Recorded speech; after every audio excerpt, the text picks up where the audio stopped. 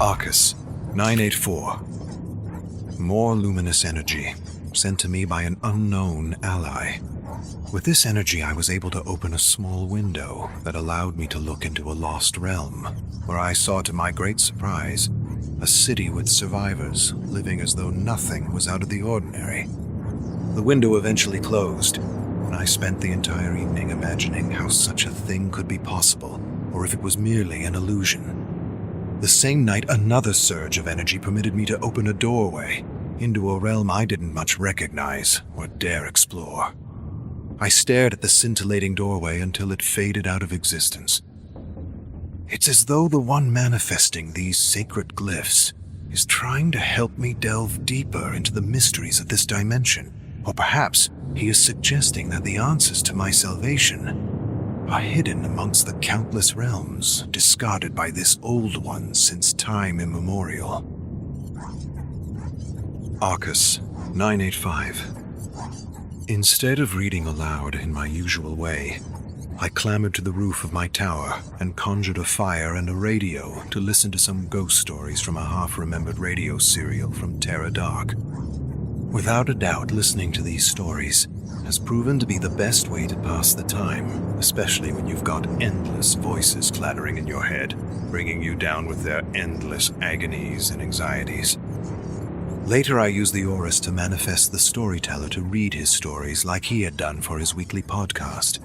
He was composed of ever-moving black fog, and I suspect that one day I'll actually be able to recreate a more realistic person to listen to, or perhaps even engage with in something that resembles a conversation. Listening to the storyteller and hearing familiar expressions, I am wondering, how do I keep myself out of my own creations?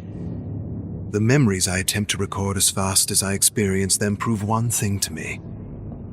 They show me objectivity is impossible, or elusive at best, and I'm never quite sure if my logs are a true and accurate depiction of the subject's memory, or a whiskey-laden interpretation of a nightmare. To add to my frustrations, I have recently noticed other voices have made their way into my notes. Other interpretations, other thought patterns from people whose memories I've likely spent too much time reliving. They are becoming a part of me, and that wasn't supposed to happen.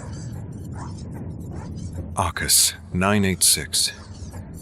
The storyteller kept me entertained throughout the night with his gory tales of Nosferatu, so that I almost forgot my own personal living nightmare.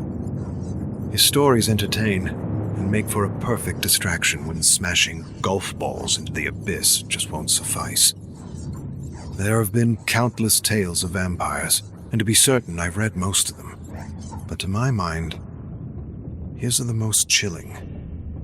More than once now, I've woken in a cold sweat, with the sense that my tower has been overrun by these horrible creatures with fangs for teeth.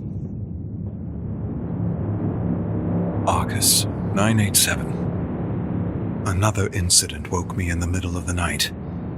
An incredible surge of energy coming to me from an undetermined source. At first, I thought my mind had given way to illusions and wild imaginings, until I realized the energy surging through my tower was widening yet another doorway into a lost realm composed of memories from an unremembered civilization lost to time. I approached and stared into the remnants of a war-torn, abandoned city, with the eerie cry of a baby echoing in the distance.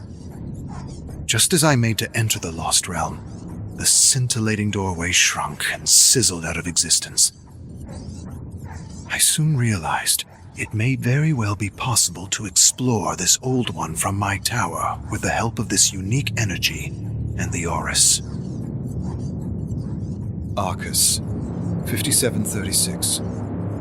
I have seen into the heart of this old one, and have seen things no mortal eyes should see. Things that simultaneously perplex my mind and burden my conscience. With mysterious help, I have ripped open reality, searched deep within countless rifts, and seen everything tumble helplessly toward chaos and entropy, toward death and madness.